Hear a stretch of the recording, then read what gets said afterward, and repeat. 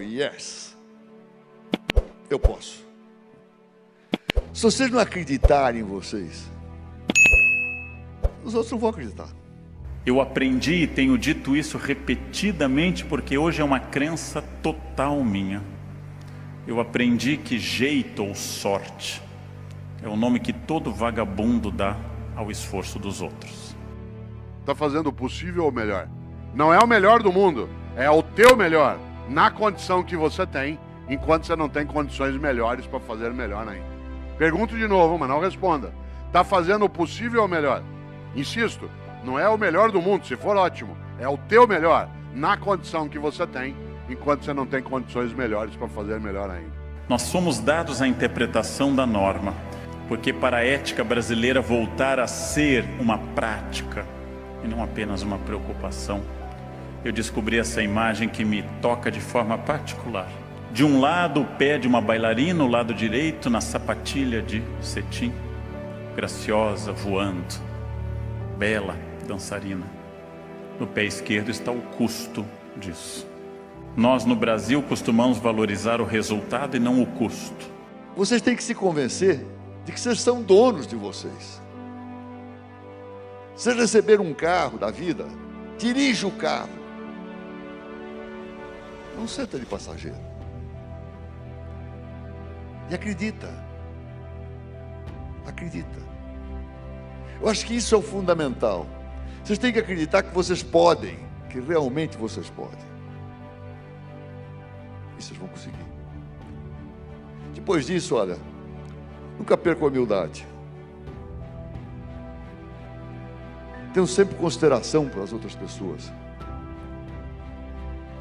Procurem sempre aprender. Aprender. Por que cargas d'água as pessoas procuram tanto um sentido para a vida? Porque a vida enquanto vida não esgota a sua razão de ser. Porque a vida enquanto vida não alcança a sua plenitude. Porque a vida enquanto vida não alcança a sua plena intensidade.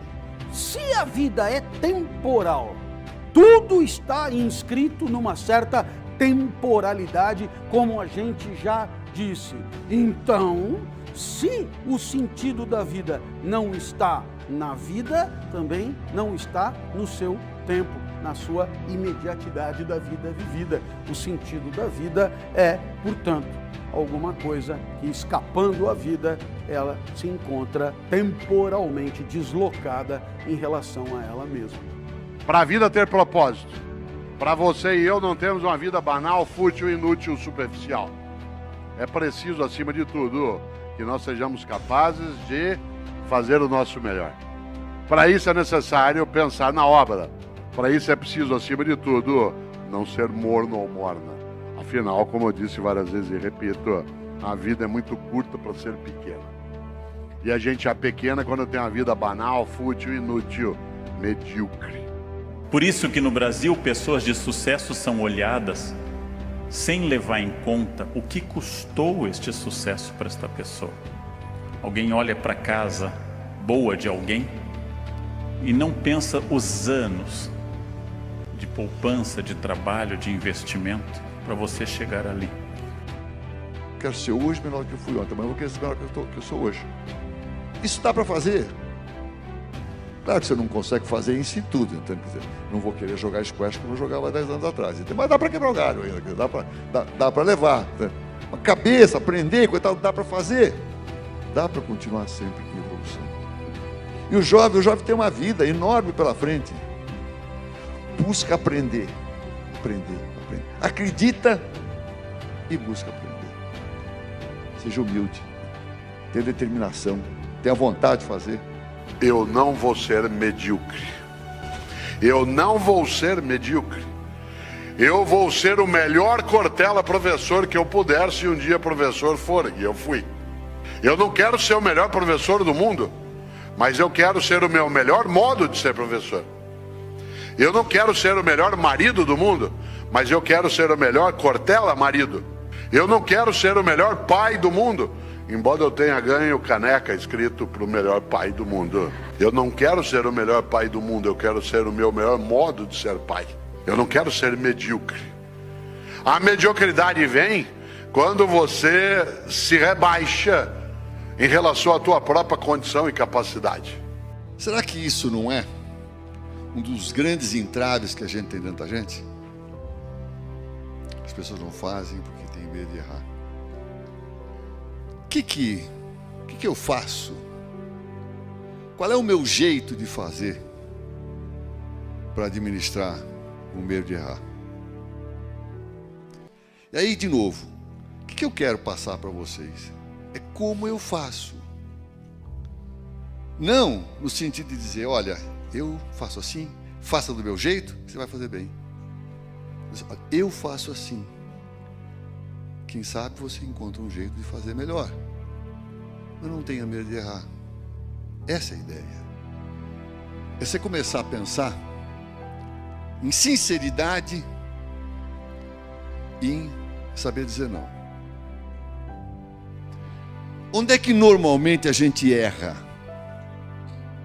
Quando a gente não é sincero e quando a gente diz sim quando é hora de dizer não. Normalmente as pessoas chegam para a gente e dizem, você vai fazer tal coisa. Ouviu? Ouvi, sim, senhor.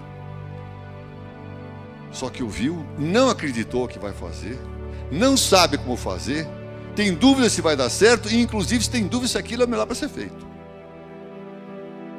Não se omitam e não digam sim quando tem que dizer não, ou tem que pelo menos questionar. Mas vem cá, por que você está querendo tal coisa?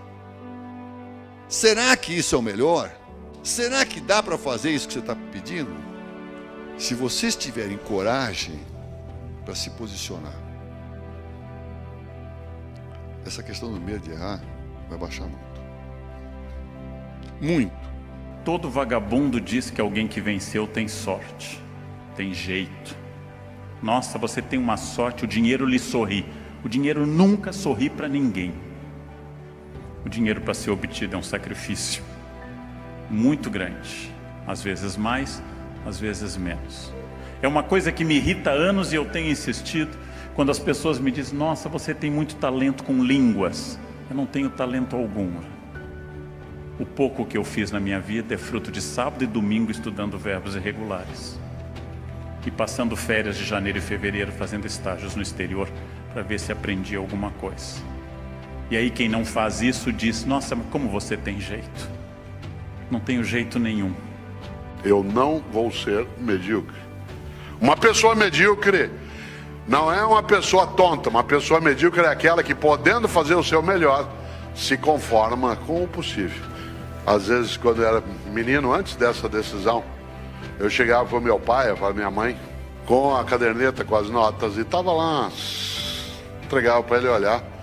Meu pai, Antônio, lá, falava, filho, 5 em português, 5,5 em história, 5 em matemática. Filho, pai, deu para passar.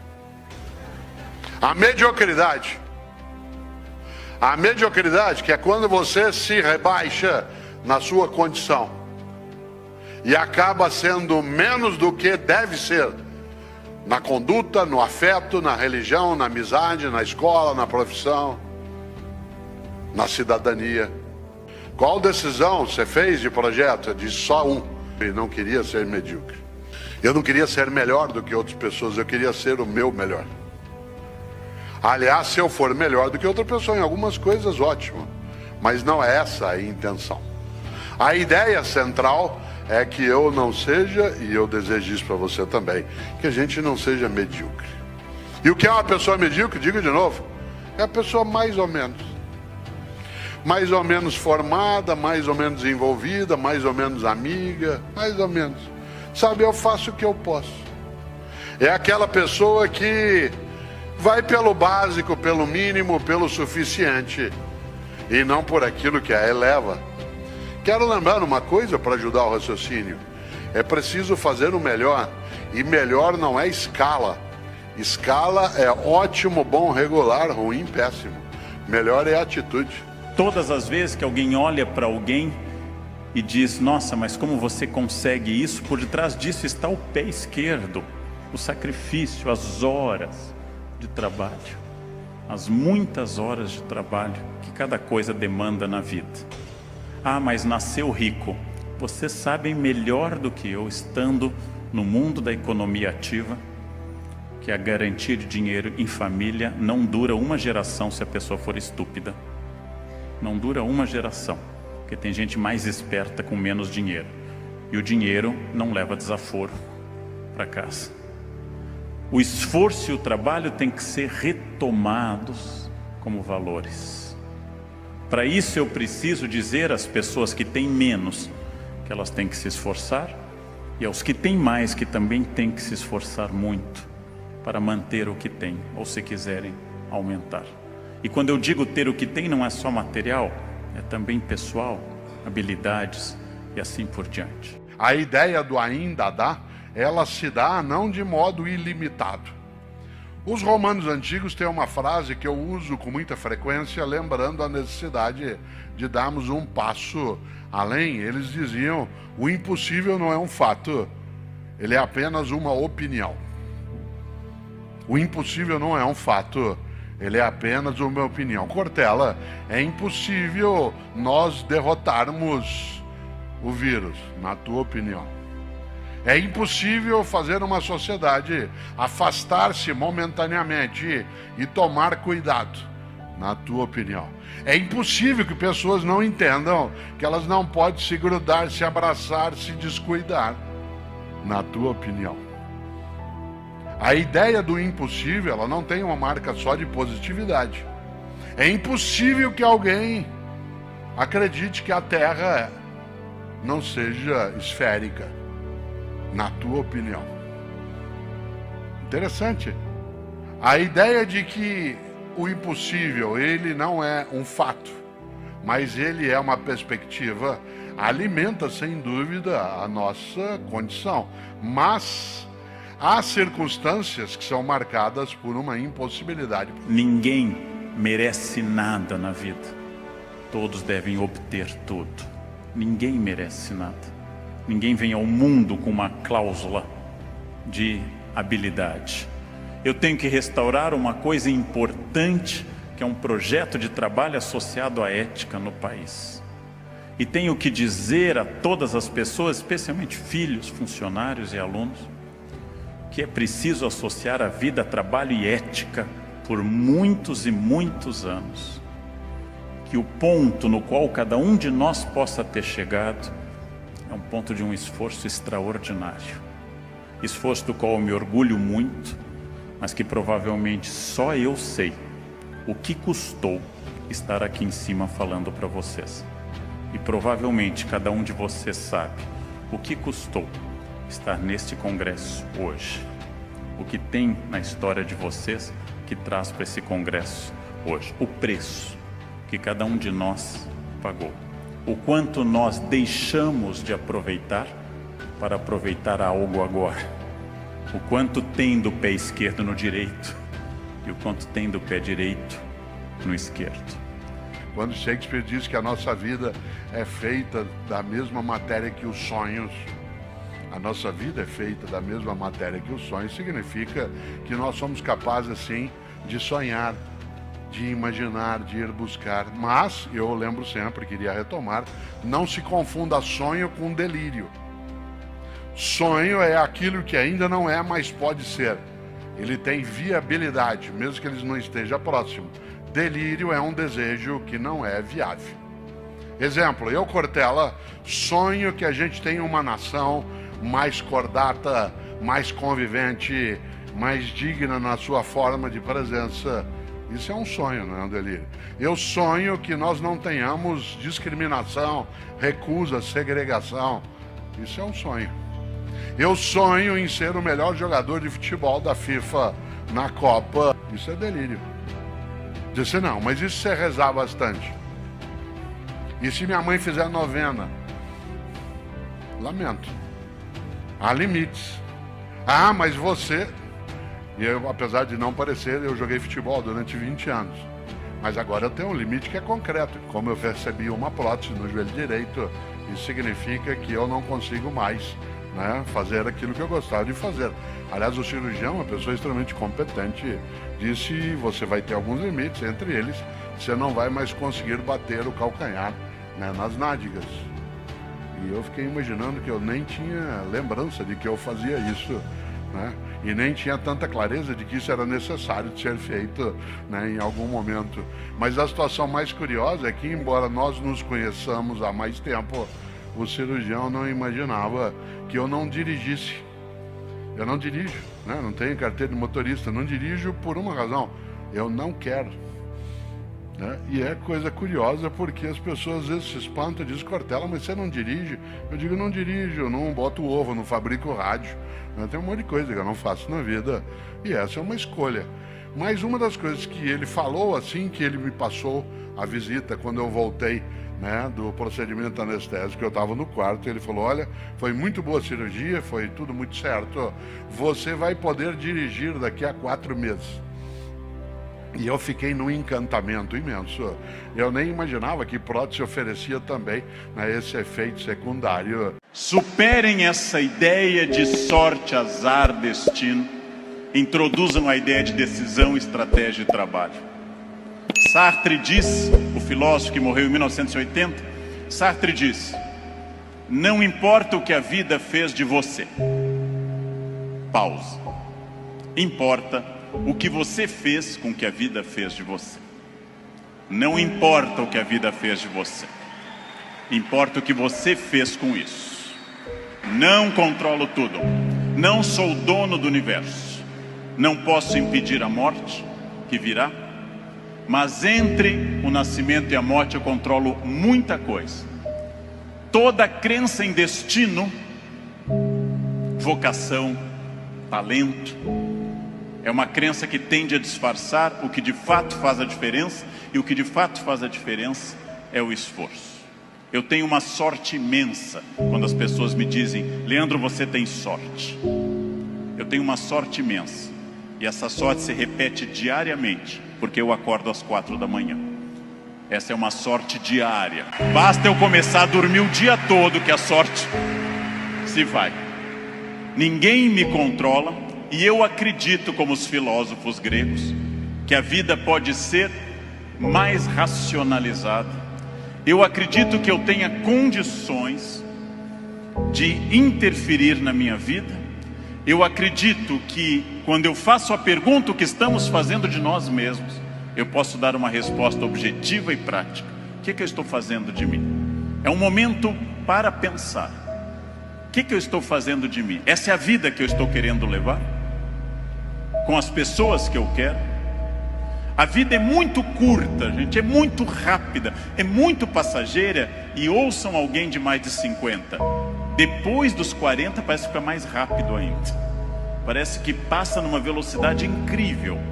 A vida é muito curta para que se perca tempo numa existência medíocre, numa existência pequena, numa existência fraca. A vida é muito curta para que eu tenha uma família que eu não ame, para que eu tenha um emprego que eu não goste, para que eu tenha um trabalho que eu não me dedique. Ela é muito curta para eu ser medíocre. É muito pouco tempo para isso. Perguntem o que estamos fazendo de nós mesmos e sigam o conselho que Sócrates fundou a filosofia ocidental: conheçam-se, conhece a ti mesmo, conhecimento de si. Sigam esse conselho. Sigam essa ideia de saber quem vocês são. É fundamental conhecer-se, sempre, sem exceção, sem nunca perder de vista que consciência é a chave da transformação. Consciência é a chave de todas as transformações. Respostas claras, objetivas para a pergunta que eu fiz no início: o que eu quero? Onde isso vai me levar? Quem sou eu? Isso me torna ou não feliz? Consciência. Controlar a vaidade, o principal elemento de descontrole de uma vida. Trabalhei para homens muito importantes nesse país. Trabalhei com pessoas fundamentais deste país, e quase todos com o mesmo pecado: o pecado da vaidade, o pecado fundacional da humanidade, o de Lúcifer, o pecado de se achar mais do que é e de achar que os outros concordam com isso. Mire em ser mais do que você é, mas saiba exatamente quem você é. Eu estou parcialmente pronto, mas eu não sou perfeito. Perfeito quer dizer em latim feito até o fim. perfectum, feito até o fim. Eu não sou perfeito, eu sou perfectível, eu estou em processo de transformação, eu sou uma pessoa crescendo a cada instante. Eu tenho partes completamente prontas, outras que precisam de melhoras e outras que precisam ser criadas. Eu não estarei pronto até o fim. O jogo termina apenas no fim, construir-se. Qual é a parte que me falta? Qual é a parte que eu preciso melhorar? Qual é a parte que eu tenho que transformar? Talvez eu esteja muito bom quanto a horários, quanto a sair da cama, mas eu sou bom quanto a resiliência, ou seja, enfrentar as pequenas crises cotidianas. Eu sou bom com resiliência e com horários, mas sou muito irritadiço. Tenho que trabalhar isso no meu autoconhecimento, num processo de psicologia, tenho que trabalhar minha irritação. Eu tenho partes a serem melhoradas. Meu português não é bom? Leia, aprende, estude. Eu tenho partes a serem melhoradas. É isso que nós chamamos de construir-se, fazer-se, tornar-se melhor. Não existe nada que eu não possa transformar dentro do padrão do humano. Construir-se, fazer algo novo, fazer uma ideia nova, interferir no meu corpo, na minha renda, na minha família. Freud morreu em Londres fazendo essa pergunta nos seus 2 últimos anos de vida, 1938 e 39. O que as pessoas buscam tanto a infelicidade e quando encontram, ficam admiradas como se fosse uma coisa surpreendente? Por que as pessoas mantêm uma família difícil, em ambiente difícil? Por que fazem programas ruins, estressantes? Porque ano após ano repetem o mesmo erro. E depois, quando vem a infelicidade, na forma de insônia, ansiedade, depressão, angústia, elas ficam surpresas. O que houve com a minha vida? Houve o que você fez. Houve o fruto do seu projeto. Houve a sua ação, houve a sua mão neste cinzel. Não pensem em nada que não seja fruto dessa ação. É isso que eu tenho perseguido sistematicamente nos últimos anos. Aquilo que eu quero, as metas que eu desejo, o mundo que eu quero ver, seguindo o conselho do grande Mahatma Gandhi, líder da Índia: seja você o mundo que você deseja ver, ou seja, anuncie em você o mundo que você deseja ver. Como eu quero um mundo mais ecológico, eu vou reciclar lixo em casa. Como eu quero um mundo mais humano e mais educado, eu serei mais humano. Como eu quero um trânsito mais cidadão, eu serei um melhor motorista. Como eu quero combater a violência entre as pessoas, eu serei menos violento. Eu sou a transformação que eu quero ver no mundo. Parem de se espelhar no mundo, construam essas coisas, digam a si mesmos onde querem estar, com quem, com qual corpo, com qual renda, em qual casa, e persigam esse objetivo. Esqueçam o que passou, esqueçam o passado, esqueçam tudo que veio até aqui. Reinvente-se, reconstrua, faça dessa vida um espaço completamente diferente. Fácil, sua vida vai continuar sendo muito feliz. Não se acostume ao fracasso, acostume-se à felicidade. Desafiem-se, sejam melhores. A vida só vale a pena se ela for intensamente vivida, intensamente aproveitada dentro desses objetivos. Por que eu sei isso? Porque é o que eu faço aqui hoje, inclusive. A vida ética é a vida reta, é a vida que vale a pena ser vivida. Neste triplo campo está a vida que vale a pena ser vivida. Uma vida tranquila, uma vida que não esconde coisas das pessoas, uma vida reta, uma vida linear e, no fundo, uma vida feliz, porque é falso que o crime não compensa, o crime compensa. Muitas vezes, aliás, eu diria na maioria das vezes, mas o crime torna a pessoa intranquila, porque em algum momento essa pessoa pode ser pega. Epicteto nos recomenda que, se pelo menos 50% da vida depende de nós, que lutemos para fazer acontecer do nosso jeito, do jeito que nos parece justo, do jeito que nos parece coerente e adequado a nossos valores, nossos princípios e nossos interesses. Vaca não dá leite. Se nós criarmos a nós e as novas gerações com a ideia de que vaca dá leite, eles poderão ser medíocres, porque aguardarão que as coisas venham. O estudo, a profissão, a competência exige dedicação, esforço, habilidade. Epicteto diz que na vida de cada um de nós há dois tipos de situação. Então vamos à situação de tipo 1. As situações de tipo 1 são vividas, mas antes foram imaginadas, projetadas, desejadas. São situações que só aconteceram por conta da iniciativa de quem as vive. São situações que são primeiro vividas na mente e depois são implementadas no mundo de carne e osso. Assim, a título de exemplo, este evento, cuidadosamente organizado por muitos, é uma situação de tipo 1, primeiro desejada, primeiro imaginada e graças à iniciativa dos seus organizadores, nesse momento vivida entre nós. Epicteto dirá que pode acontecer um alinhamento entre o que você queria que acontecesse e o que acaba acontecendo. Esse alinhamento hoje nós chamamos de sucesso, mas claro, pode haver um desalinhamento completo, acontece tudo diferente do que você imaginava e desejava, chamaremos de fracasso. Epicteto então dirá, para haver felicidade, de vez em quando tem que haver um pouco de sucesso. Mas o sucesso não basta para uma vida feliz. Eu vou repetir, está aí a essência da ideia. O sucesso não basta para uma vida feliz, porque tem as situações de tipo 2. São aquelas que você não podia imaginar, nunca desejou que acontecessem. São situações que não dependeram da sua iniciativa, mas que aconteceram a si mesmo e fizeram parte da sua felicidade. São situações que podem ser boas surpresas, mas que podem ser surpresas devastadoras, entristecedoras, inclusive aniquiladoras da vida. Epicteto então dirá que além de um pouco de sucesso, é preciso que haja um pouco de sorte.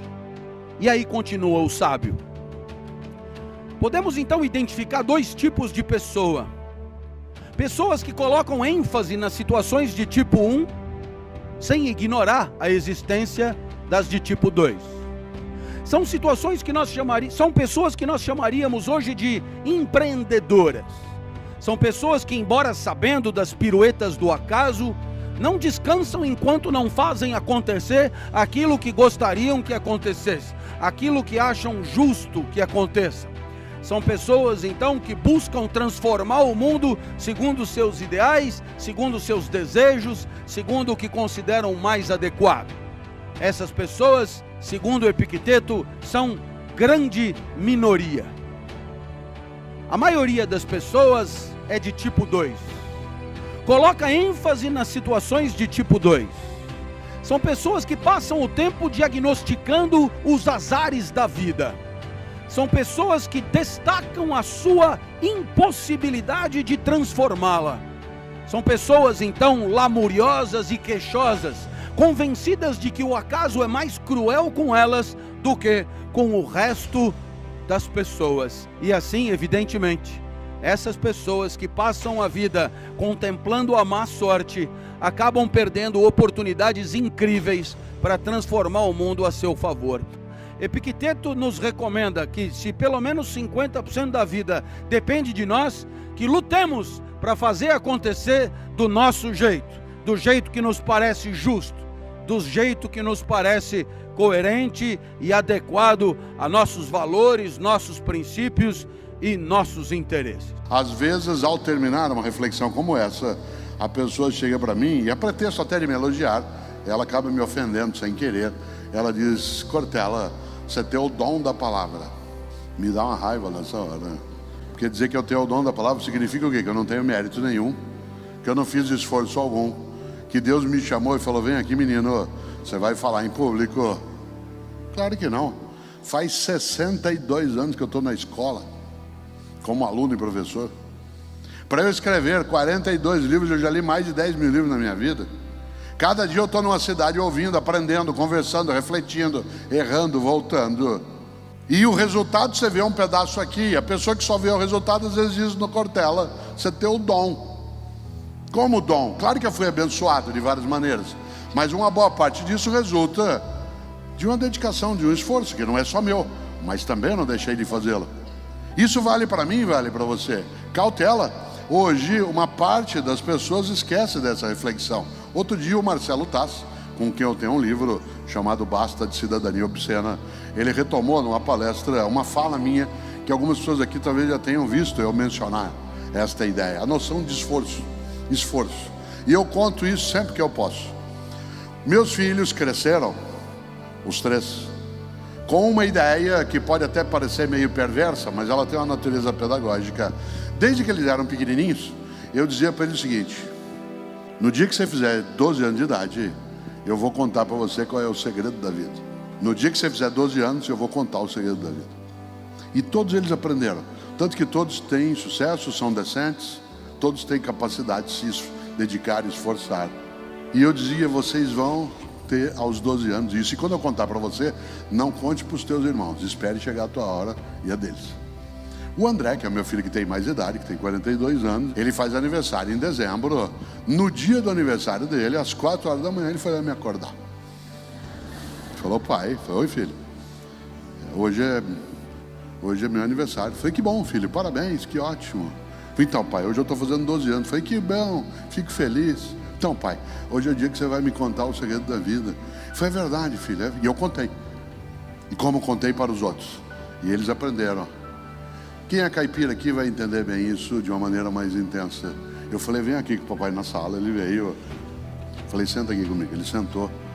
Eu falei, sabe qual que é o segredo da vida? Ele falou, não. Eu falei, o segredo da vida é vaca não dá leite. Ele falou, hã? Eu falei, vaca não dá leite, você tem que tirar. Esse é o segredo da vida. Vaca não dá leite, você tem que tirar. Se você não tirar, não tem leite. Cuidado, tem um monte de gente que acha que vaca dá leite e ela não dá. Para ter leite você tem que levantar 3:30 da manhã, entrar num curral, amarrar a vaca, amarrar as pernas da vaca, entrar no meio daquela bosta toda, sentar num banquinho, amarrar o rabo da vaca, senão eu te embostei inteiro, segurar na teta dela e senão não tem leite. Olha só por curiosidade, quantas tetas tem uma vaca? 4, vaca não é luva. Vaca não dá leite. Se nós criarmos a nós e as novas gerações com a ideia de que vaca dá leite, eles poderão ser medíocres, porque aguardarão que as coisas venham. O estudo, a profissão, a competência exige dedicação, esforço, habilidade. Claro, hoje fica até mais fácil. Às vezes você tem, eu escrevi isso no livro chamado Educação, Escola e Docência. Às vezes você tem teu filho de 14 anos, chega para você e fala, pai, eu não vou fazer faculdade. Pai, por que não vai? Bill Gates não terminou faculdade. Steve Jobs não terminou faculdade. Mark Zuckerberg não terminou faculdade. Por que eu vou terminar a faculdade? Porque eu não vou nem fazer. Nessa hora você tem que chamar teu filho num canto e dizer, filho, vem aqui com o papai. De fato, Mark Zuckerberg não terminou a faculdade e inventou junto com um brasileiro uma coisa estupenda que é o Facebook. Ele não terminou, ele largou. Mas sabe o que ele largou? A faculdade ele largou? Aí você tem que falar bem alto no ouvido dele. Harvard! Ele largou Harvard, que é a melhor universidade do mundo. 1 ano em Harvard equivale a 30 numa unisquina qualquer. Então papai concorda com você. Você quer fazer como Bill Gates, como Zuckerberg, faço com você um trato sem volta, tá bom? Concordo com você, parabéns. Primeiro você entra em Harvard, depois você larga. Porque se você vai fazer como eles, faça como eles. Essa perspectiva é exatamente para impedir que as novas gerações e nós, que temos mais idade, caiamos exatamente nessa armadilha que é, tudo bem, dá para o gasto. Cautela. A mediocridade na vida, no afeto, na relação, ela é muito redutora. Mas eu queria lembrar, usando Pinóquio de exemplo, esse conto italiano, que a vida ética é mais fácil do que a vida sem ética. Que quando eu sou uma pessoa ética e tenho os documentos em ordem e todos os tipos de extintores já pedidos no carro e os que podem vir a ser pedidos, just in case, e um kit de primeiros socorros, caso ocorra de novo, a ideia é de pedi-lo, e uma tomada unificada padrão para o carro também, padrão que não unifica com nada, mas padrão. Se um policial me parar, eu desço com a tranquilidade absoluta, porque nada em mim pode ser multado naquele momento. Eu tive um colega que me confessou há algumas semanas estar traindo a esposa e me disse que para isso ele precisava apagar todas as mensagens do WhatsApp, que é um trabalho permanente. Dado o faro feminino para o WhatsApp, que é notável, mas o fato de que o WhatsApp volta como herpes, você apaga e volta, aquilo é um trabalho enorme. Ele precisa tirar dinheiro no banco para não usar o cartão, ele precisa pedir um carro emprestado de alguém para que a placa do seu carro não seja vista no motel.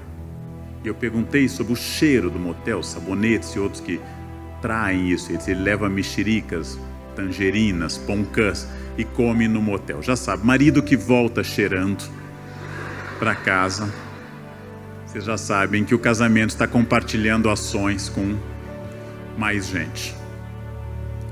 Após essa exposição de método do meu amigo adúltero, eu perguntei uma coisa que para mim é de lógica brutal aristotélica. Não é mais fácil eu ser fiel? E se não é possível ser fiel, não é mais fácil eu separar do que ficar se entupindo de poncã? É bom para o intestino, tem vitamina C, mas não é mais fácil ser fiel? Vocês conhecem gente que baixa aplicativos para poder evitar blitz da polícia? Não é mais fácil renovar a carteira que está vencida? Não é mais fácil andar na linha tranquilo? Não é mais fácil isso? Ou seja, claro que nós temos uma relação com a autoridade pública, é difícil. Voltando de Mianmar na semana passada, no domingo, eu desço na Polícia Federal e um policial me pega pelo braço e eu levo um susto. Ele diz: professor, vejo muito seus vídeos. E eu gelando já, pensar que bom, né? Que bom. Testando a força do esfíncter anal. Ou seja, eu não estava trazendo nada, eu não compro nada, minhas malas são levíssimas, mas sempre dá um medinho, né? Sempre dá um medinho. A vida ética é a vida reta, é a vida que vale a pena ser vivida.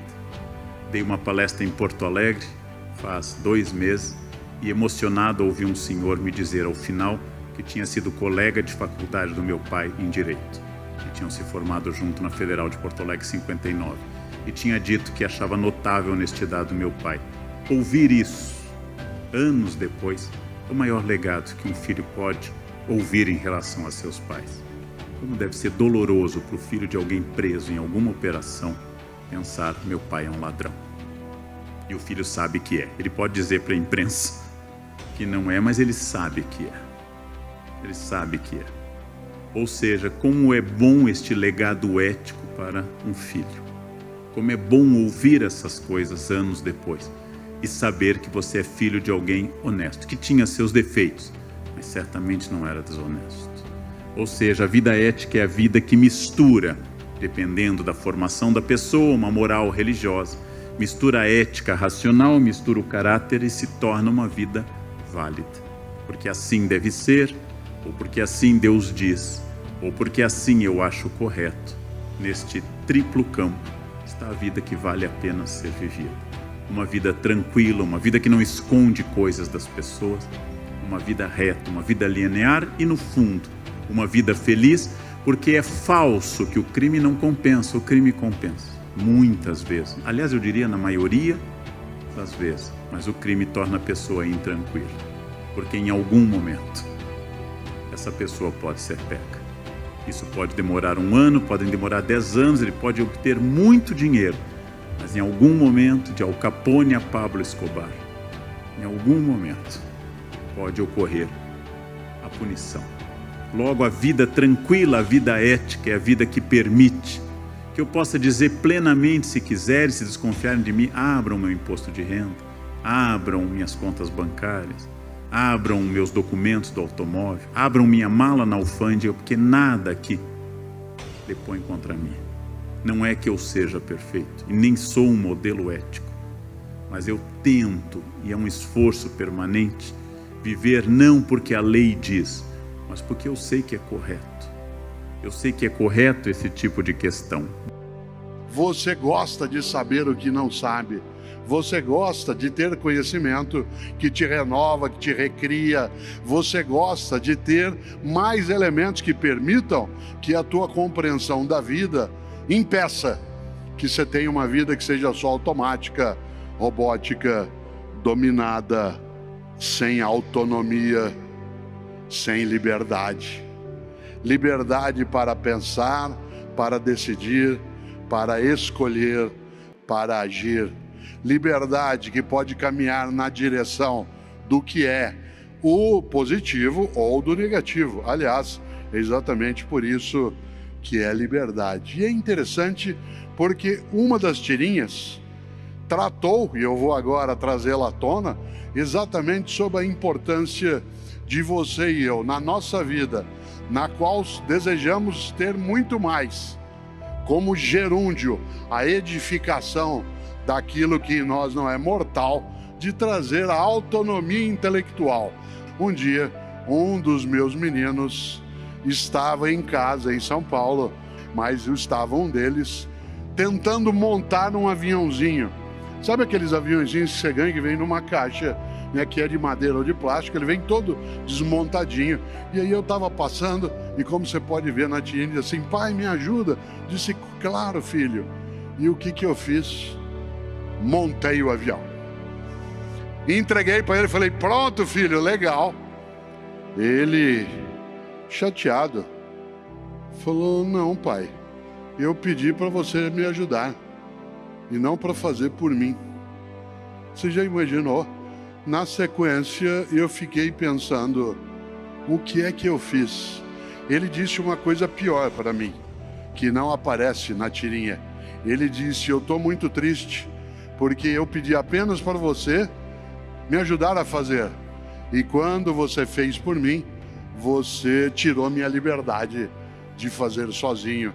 Eu pedi para você me ajudar a fazer e não me prender dentro da tua capacidade. Quando eu precisar de novo, eu vou ter que te chamar. E é muito estranho. Aí vem a coisa triste que ele falou, e ele tinha uns 10 anos de idade. O triste, ele falou: muito me estranha. E eu fiquei imaginando onde ele aprendeu a usar uma expressão desse modo. Ele disse: muito me estranha que você, sendo professor, isto é, quase que ele falou, ele não falou isso que eu vou dizer agora, quase que tendo a obrigação de fazer com que as pessoas façam por elas mesmas, no lugar de por elas fazer, como é que você faz uma coisa dessa comigo? E a mim só coube uma atitude: dizer desculpe. Por quê? No afã de ajudá-lo, eu tirei dele a possibilidade, primeiro, de aprender a fazer. Segundo, de ter o prazer de fazer. Claro que eu entreguei pronto. Claro que eu entreguei algo que estava na minha capacidade e, portanto, se fosse só uma tarefa, estaria feita. Mas quando você está em formação, e nós estamos em formação de modo continuado, não é possível que você e eu esqueçamos, e no caso eu esqueci, da relevância na vida, para que o meu pensar e o meu fazer, eles não sejam robotizados, não sejam aprisionados, que eu e você tenhamos autonomia intelectual. O meu pai sempre foi a pessoa mais importante da minha vida. O meu pai que me criou. O meu pai nunca passou na porta de uma faculdade. Meu pai não pôde estudar. Mas o meu pai dizia coisas que depois eu encontrei quase com as mesmas palavras na filosofia mais sofisticada. Você certamente já ouviu falar de um pensador que eu ensino muito na universidade, chamado Nietzsche, alemão do século XIX, dificílimo de entender. E tem uma obra de Nietzsche em especial complicada, Assim Falava Zaratustra, pois nessa obra tem uma fala que meu pai dizia igual. Olha só, o filósofo diz: demore o tempo que for para perceber o que você quer da vida. E o meu pai dizia: não tenha pressa na hora de viver. O filósofo dizia: percebendo o que quer da vida, não recue ante nenhum pretexto. E o meu pai dizia: para trás nem para pegar impulso. O filósofo dizia: não recue, porque não falta no mundo quem queira te dissuadir. E o meu pai dizia: não recue, porque o mundo está cheio de gente querendo te fuder. É a mesma coisa. E depois meu pai ainda acrescentava com carinho: seu bosta. Era como ele me tratava. No passado, os trabalhos eram mais penosos fisicamente e significava que havia menos estresse, porque os hormônios e todos os estimulantes se perdiam na atividade física. O trabalho hoje é muito estressante mentalmente e multiplica as doenças mentais no século XXI. Estamos submetidos a uma pressão muito grande. Tanto que o único suicídio ético do século XXI é: estou me matando de tanto trabalhar. Se eu dissesse estou me matando por causa do crack ou da cachaça, todos estranhariam, mas estou me matando de tanto trabalhar é algo desejável, pelo menos para sogras. Fica fora de casa o dia todo e traz dinheiro, não? Uma pessoa boa, ideal para o casamento. Estou me matando de tanto trabalhar me leva a uma concepção de trabalho em que eu preciso insistir que nós trabalharemos 3/5 da vida. E se o trabalho é um inferno, eu estou assumindo que a minha vida será, na maioria absoluta do tempo, um inferno. Se a única hora feliz da minha semana é a sexta tardinha, há um problema muito grave a resolver. É claro, desde que eu era muito jovem, eu detesto colegas que chegam com excesso de entusiasmo às segundas e dizem um bom dia alto e cheio de energia. Segunda de manhã não é um momento para esse tipo de bom dia. Se alguém entra dizendo bom dia, afastem-se dessa pessoa, ela tem problemas. Esse é um bom dia mais possível a partir de quarta-feira. Segunda a gente deve dizer oi, pronto, começar a trabalhar. Tal como os senhores, eu também fico cansado, mas aprendi há alguns anos que uma das chaves da felicidade do trabalho é viver o momento que eu estou. Aprendi há alguns anos que quando eu entro num ambiente como esse, eu estou nele. E não estou pensando que hoje à tarde eu tenho um voo até o Rio, e de lá vão me pegar de carro, atravessar a ponte e ir até o hotel em Niterói. E de lá, após a palestra, eu pego um outro carro para ir até o Leblon, onde estarei para a próxima palestra. E de lá eu tenho que sair correndo, porque eu tenho que gravar um Jornal da Cultura. Se eu começar assim, eu vou conseguir de forma fabulosa tornar este momento um momento ansioso e o próximo também. E só serei libertado deste círculo pela morte. Então, onde eu estou, eu estou. Escrevi um texto para o Estadão, que ainda não saiu, sobre presentes, dizendo que hoje um dos presentes mais importantes que eu posso dar a alguém é estar com essa pessoa. Por exemplo, ofertar a alguém um jantar no qual eu não leve o celular. E preste atenção o tempo todo durante o jantar. Um desafio fabuloso, dar-se, viver o tempo. Meu colega Clóvis de Barros Filho, um grande professor, um grande pensador, com quem tive o privilégio de escrever um livro que faz bastante sucesso nesse momento, Felicidade ou Morte, contou a história no lançamento do livro, e eu copio dele essa história, não é minha, a ética manda dar o autor. O professor Clóvis contou a história, como ele percebeu uma coisa. E quando ele estava, na sua época, no ensino primário, disseram para ele que o ginásio era legal. No ginásio disseram que não, era o colégio. Lá é que as coisas aconteceriam. Assim que ele entrou no colégio, começaram a falar de vestibular e que a faculdade seria o momento dele encontrar a sua carreira. Felicidade é só depois, na faculdade. Entrando na faculdade, disseram, sem estágio você não é ninguém, porque é só o estágio que lhe ensina alguma coisa. Então ele entra no estágio, ele dizem no primeiro dia, só quando você for efetivado é que vai valer a pena todo esse sofrimento. E ele é efetivado e descobre que está no patamar menos 15 da empresa e que tem um patamar 50 lá em cima, e que se ele perseguir metas que serão dobradas cada vez que ele as alcançar, se ele seguir essa cenourinha diariamente e trabalhar como um condenado, ele chegará lá em cima, naquele lugar, naquela sala. E quando ele chegar lá, já perto do fim da vida, dirão a ele, pode ir para casa, agora vai começar a parte boa da sua vida, a aposentadoria. E ele se aposenta. E ao se aposentar, sente a morte se aproximando, sente-se doente, chama um padre, e o padre o consola, não se preocupe, bom mesmo, vai ser lá em cima. Quando o professor Clóvis contou essa história com mais habilidade para uma plateia, ele queria dizer exatamente que a felicidade tem que ser agora. Ela não pode ser no momento seguinte. A felicidade tem que ser esse momento. E os momentos difíceis dão sentido aos momentos fáceis. Eu não posso conceber o trabalho como um sofrimento contínuo, senão é melhor mudar de trabalho. Eu posso me sentir cansado fisicamente, irritado às vezes. Porém, eu tenho que ter uma concepção do que eu estou fazendo de mim mesmo. Para administrar pessoas, para viver no ambiente de trabalho, para ser alguém, eu tenho que fazer essa pergunta: o que é que nós estamos de fato fazendo de nós mesmos? Que destino eu estou dando à minha existência laboral e à minha existência familiar e afetiva? Que horizonte eu estou construindo? Para onde eu quero ir? Porque se eu não tiver para onde ir, eu vou ser arrastado por ventos e correntes. Essa é uma diferença entre consciência e estratégia e simplesmente existência. E as personagens principais, um se chama Otto e outro se chama Ana. De maneira geral, às vezes quando você vai fazer um livro infantil, a depender do modo como ele se organiza, a gente coloca nomes engraçadinhos. Ao colocar esses nomes engraçadinhos, se a intenção for, por exemplo, humilhar, ou diminuir, ou tornar aquilo só parte do interesse, acho estranho.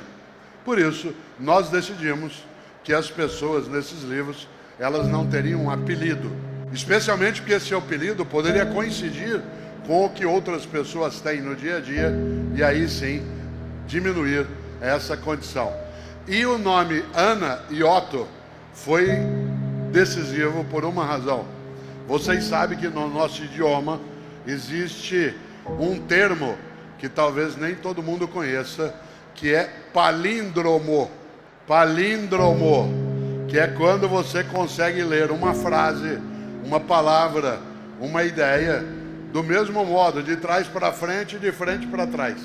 Por exemplo, Otto, Ana e outras coisas. Claro que o palíndromo é um pouco mais sofisticado, mas a intenção foi colocar o nome como palíndromo, e vocês vão ver no livro uma coisa. A gente, embora seja um livro para criança, aparece lá, mas isso é um palíndromo para explicar. Porque se tem uma coisa que a gente não deve fazer, é furtar as pessoas do acesso a novas palavras e conceitos, imaginando que elas não vão entender. Na nossa compreensão, você coloca a palavra e explica. Você coloca o conceito e explica, porque isso eleva as pessoas. Por isso, o nome Ana, o nome Otto, em vez de fazer uma brincadeirinha, né, e de trazer nomes ali, né, o gordinho, a baixinha, o barbudinho, etc. Até funciona em algumas situações, mas hoje, com toda razão, pode produzir desespero. Liberdade de expressão é decisiva numa democracia, mas, e agora vem um polo, você pode dirigir teu carro, se você o faz, no Rio de Janeiro, e ir para onde você desejar. Você tem liberdade de ir e vir, mas o trânsito tem regras. Você pode dirigir para onde você quiser. O que você não pode é dirigir de qualquer jeito. O que você não pode é invadir a faixa. O que você não pode é, por exemplo, mudar, né, de lugar sem sinalizar. Em outras palavras, existe um ordenamento no trânsito, como existe aqui um ordenamento para nós aqui estarmos, como existe um ordenamento na escola para as coisas funcionarem. Por que eu estou indicando isso? Porque não há uma oposição entre liberdade e organização e ordenamento. E aqui eu retomo algo que eu falo com frequência. Essa semana mesmo, num podcast, eu falava sobre isso.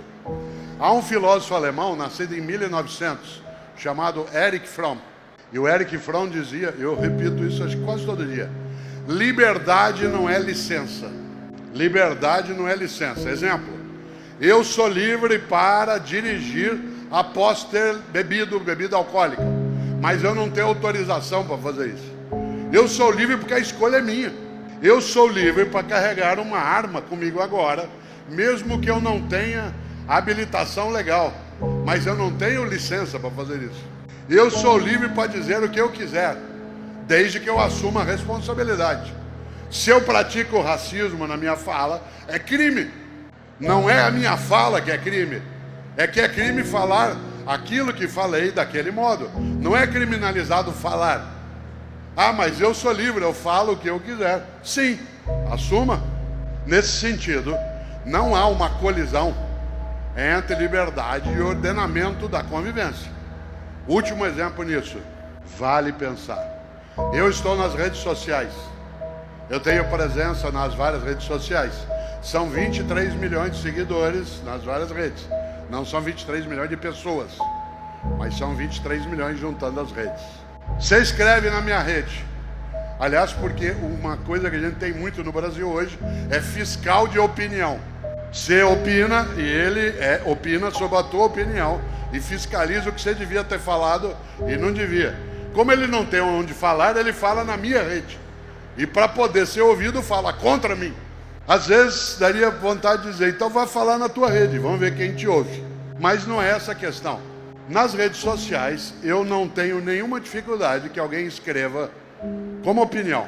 Cortella é imbecil, Cortella é barbudo, Cortella é ignorante, Cortella é tonto. É opinião. Cortella escreve mal, Cortella não é filósofo. Opinião.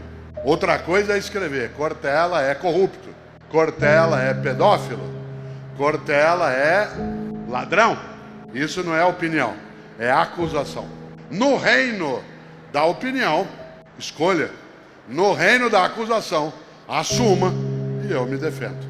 Por isso, sim, liberdade não é licença. Eu sou livre, mas vou usar um exemplo clássico.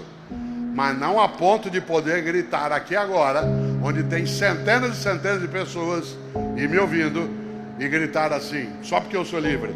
Fogo! Porque as pessoas sairão em busca de uma saída e podem se atropelar. Aí eu digo assim, era brincadeira. Liberdade não é licença.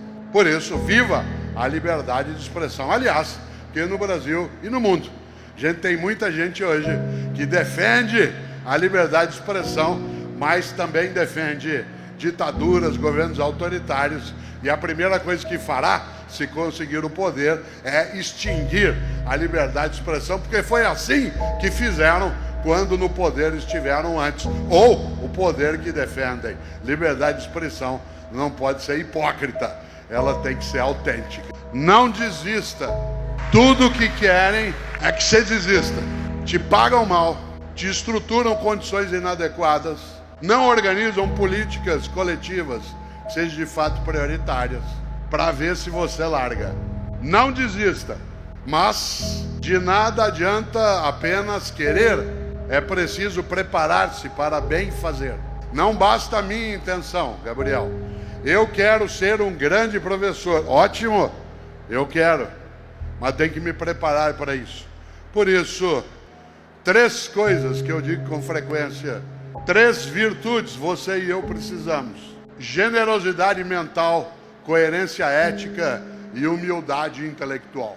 Generosidade mental, coerência ética e humildade intelectual. Isto é, ensinar o que sabe, praticar o que ensina e perguntar aquilo que ignora. Ensinar o que sabe, praticar o que ensina e perguntar aquilo que ignora. Essas são 3 trilhas virtuosas. Por último, dentro disso, Guimarães Rosa, que aqui mencionei, é autor de uma ideia lá no Grande Sertão Veredas, em que ele diz: a vida quer da gente é coragem. E coragem não é ausência de medo. Coragem é a capacidade de preparar o enfrentamento. Coragem é a capacidade de afastar o medo. Não é ausência de medo. Você tem medo de não dar certo? Ótimo, tome conta. Você tem medo de a tua atividade não ser relevante? Vá buscar fazê-la de uma maneira. Mas a principal delas, é claro, é o não desista. E o não desista, antes de qualquer coisa, é a perspectiva de ir adiante. Por último, e aí, claro, fecho, enquanto estávamos ali na sala, onde estão também outros autores, uma professora, escritora, me procurou e, ao se apresentar a mim, de modo honroso, veio pedir para fazer uma foto, né? E aí ela dizia: eu sou pedagoga. Eu disse: nossa, dá para largar ainda. Dá para você procurar uma atividade e outra. E ela, assustada, disse assim, não, é isso que eu quero fazer. Bom, era isso que eu queria ouvir. Era isso que eu desejava. O maior pedagogo do nosso país não era pedagogo, que é Paulo Freire, que era advogado. O que significa que alguns advogados ainda têm salvação, né? E eu sou pai de advogada. Ora, pois bem, Paulo Freire dizia, e olha que importante imaginar, Gabriel, Paulo Freire dizia, se você não fizer hoje o que hoje pode ser feito e tentar fazer hoje o que hoje não pode ser feito, dificilmente fará amanhã o que hoje deixou de fazer. De novo, se você não fizer hoje o que hoje pode ser feito e tentar fazer hoje o que hoje não pode ser feito, dificilmente fará amanhã o que hoje deixou de fazer. Por isso, é preciso fazer hoje e não desistir. Eles, isto é, os fratricidas, os discricionários, os destruidores da vida de vários modos, não vão nos derrotar. Nós continuaremos. Eu sou mais velho que o meu pai. Eu vou fazer 70 anos, ele faleceu com 61. Parece meio inconcebível supor que você possa ser mais velho que teu pai. Mas eu, quando lembro dele aos 61 anos de idade, ele era um velhinho. E eu já deixei isso há um bom tempo. Isto é, já ultrapassei. A vida, de fato, ela é curta para ser pequena. Pequena significa quando você e eu admitimos, eu faço o que eu posso. É interessante. Várias vezes na vida você encontra a síndrome do possível. Várias vezes no teu cotidiano o possível aparece como sendo o caminho mais confortável. Há pessoas que quando você apresenta alguma questão para ela, ela olha e diz de modo desalentado, usando reticências ao final, que aí eu faço o que eu posso. Diz, gente, nós temos que dar maior integração à nossa atividade, eu faço o que eu posso. Gente, nós temos que ter um ambiente menos destruído, menos poluído, eu faço o que eu posso. Gente, nós temos que ter metas mais realizadas naquilo que temos, eu faço o que eu posso. Gente, nós temos de ter uma família que seja de fato mais protetiva, eu faço o que eu posso. Esta ideia do eu faço o que eu posso, com reticências, com 3 pontinhos, ela é desistente. Ela é a marca da mediocridade. Há um outro modo de dizer, viver e sentir essa frase, que é no lugar de colocar reticências, colocar um ponto de exclamação. E aí, em vez da frase ser eu faço o que eu posso, ela se torna eu faço o que eu posso. Isto é, eu não deixo de fazer o que pode ser feito. Há uma diferença que não é, de novo, apenas de vocalidade.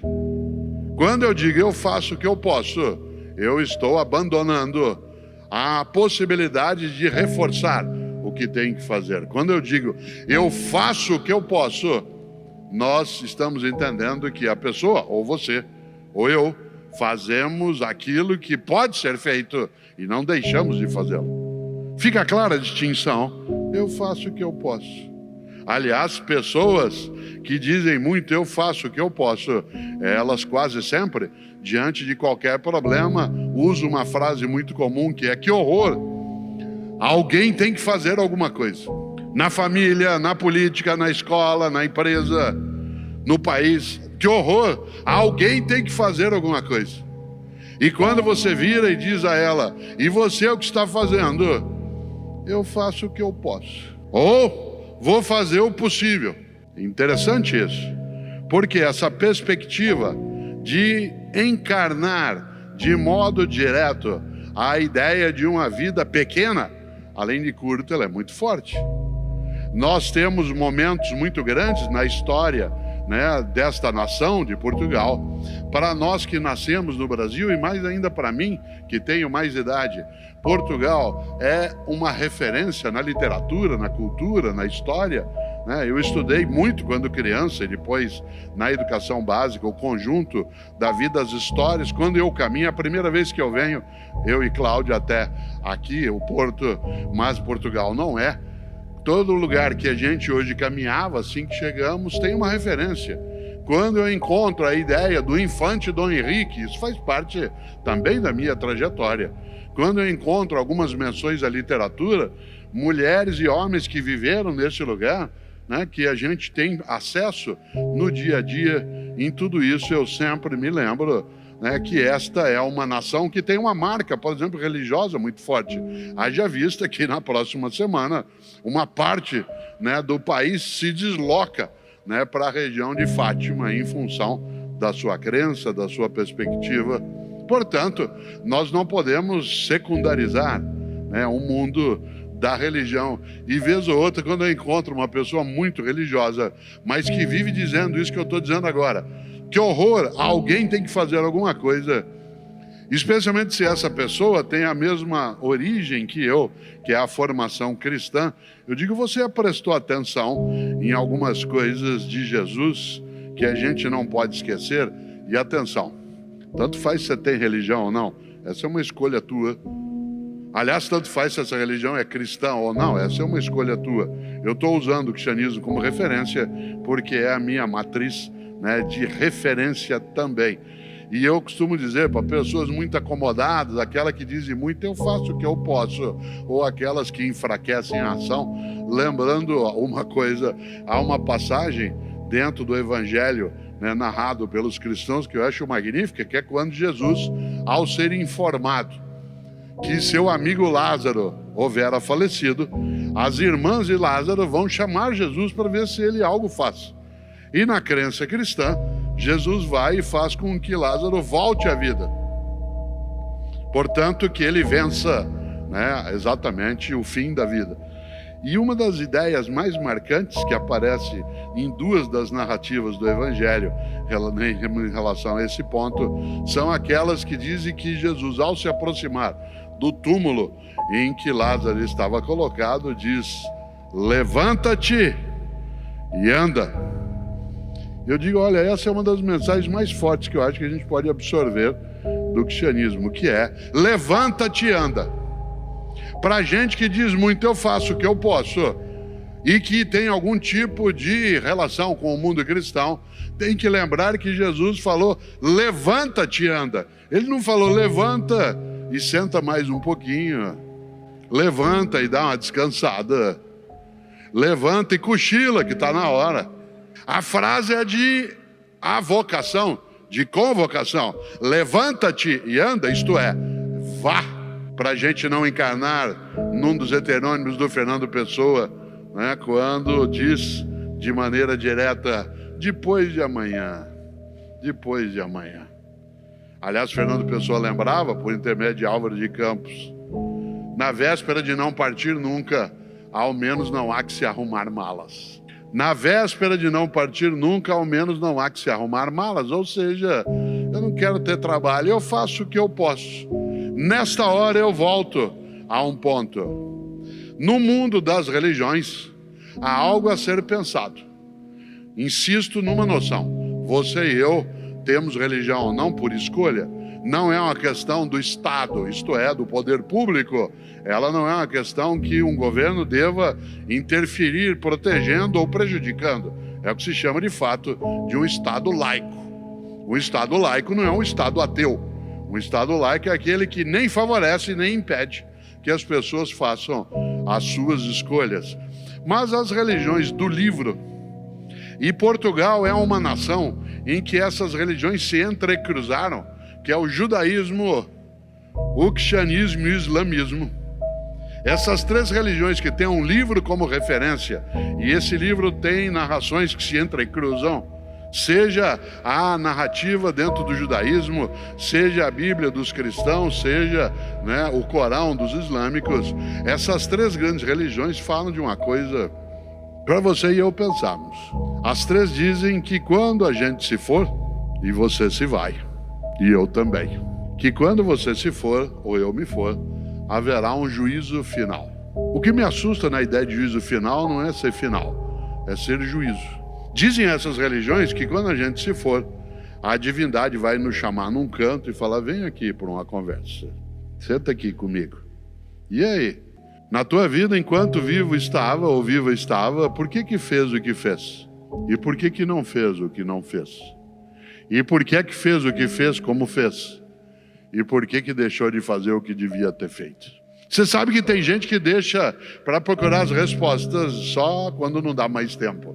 E é interessante, porque a ideia de que você pode crer ou não nisso, mas a noção de uma vida que, sendo curta, não seja pequena, ela nos coloca essa tarefa de, naquilo que fizermos, que a gente faça o melhor. E uma vida pequena é aquela que é medíocre, e a mediocridade é exatamente o abandono da procura do melhor naquilo que se deve fazer. Não o melhor do mundo, o teu melhor. Eu, Cortella, não quero ser o melhor do mundo, eu quero ser o meu modo de ser o melhor Cortella que eu possa ser. Eu não quero ser melhor do que você, eu quero ser o meu modo de melhor ser. Não é uma questão de arrogância, de petulância, não é uma questão de elevar, o queixo naquilo que se chamaria de soberba. Ao contrário, eu não tenho o desejo de ser melhor do que você, a menos que seja uma disputa humorada, como acontece num jogo de cartas, num concurso, numa partida de futebol. Isso traz ali a marca da brincadeira, a marca lúdica, mas na vida eu não quero ser melhor do que você, eu quero ser o meu melhor naquela condição. Nós estamos aqui agora para pensar um pouco algo que nos auxilia.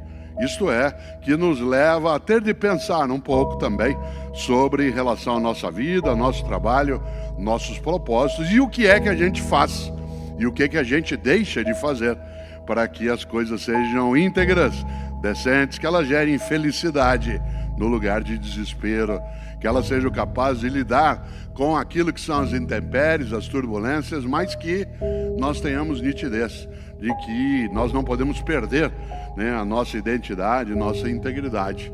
Por isso, olha só, você sabe que o livro Grande Sertão Veredas, ele não só é inovador, como ele tratou de um sertão que, em princípio, lugar inóspito, difícil, com rarefação de recursos naturais, com ausência quase de umidade. E é provável que Guimarães tenha situado, ele não deixa claro isso no livro, esse lugar como sendo parte do que é o norte do Espírito Santo, de Minas Gerais, na fronteira com uma parte da Bahia. Portanto, aquela área em Minas Gerais, mais acima, que tem sim uma organização da natureza de outro modo. E talvez várias pessoas aqui saibam a expressão veredas, que no nosso dia a dia significa uma passagem, uma alternativa, uma saída para algum lugar, quando você acha uma vereda, mas no campo da construção e produção da vida e do mundo da roça, vereda é quando você tem um lugar onde tem água, onde você tem uma mata que possa, mesmo diminuta, ajudar a que a vida siga, onde há umidade, aquilo que se chama de oásis. Em outras palavras, no meio do sertão, ou de um outro modo, no meio do deserto, tem um lugar onde a vida habita, cresce, onde há um oásis. O mais interessante é que a obra Grande Sertão Veredas, ela fala sobre o propósito. A personagem principal do livro, vocês se lembram, quem leu, quem não leu, assistiu ao filme, viu a minissérie, é Riobaldo. Riobaldo, aliás, é alguém que passa boa parte da obra dizendo de modo persistente uma frase absolutamente verdadeira, que é: viver é muito perigoso. Viver é muito perigoso. É interessante porque a última vez no livro que ele diz essa frase seria mesmo a última para qualquer um de nós, porque a última vez a frase é: viver é muito perigoso, sempre acaba em morte. Olha que coisa. Sabedoria da roça, do interior. Minha mãe Emília, que faleceu com 93 anos, usava uma frase muito interessante. Ela dizia: filho, cuida do corpo direitinho, que se você cuidar do corpo direitinho, dura a vida toda. Saint-Exupéry, que escreveu obra magnífica, que é O Pequeno Príncipe, uma obra que é uma obra sobre vida, sobre convivência, sobre afeto. Ali ele coloca ideias, percepções que são mais do que aquilo que eleva. Saint-Exupéry, que foi capaz, como alguém que combateu durante a Segunda Guerra Mundial, Ele, francês, era aviador. Ele nasceu no ano de 1900 e seu avião, enquanto ele produzia uma missão de espionagem sobre as tropas nazistas, né, no sul da Itália, o avião em que ele estava e que ele pilotava foi abatido exatamente em 31 de julho, né, de 1944. Tinha ele 44 anos de idade. E eu não posso esquecer o quanto que Saint-Exupéry nos inspira a várias coisas. Ele escreveu várias obras, a mais conhecida, como sabem, porque você provavelmente já viu, é O Pequeno Príncipe, mas ele tem livros sobre aviação, tem livros sobre a paz, e ele, antes de mais nada, foi alguém que foi capaz, e nós lembramos isso hoje, de dar a vida por um ideal. Essa ideia de dar o sangue, colocar-se por inteira ou por inteiro naquilo que vai fazer, ser capaz de não escapar, né, do que nos conseguiria elevar, no lugar de buscar aquilo que é medíocre, aquilo que é pequeno, aquilo que nos reduz dentro da nossa condição.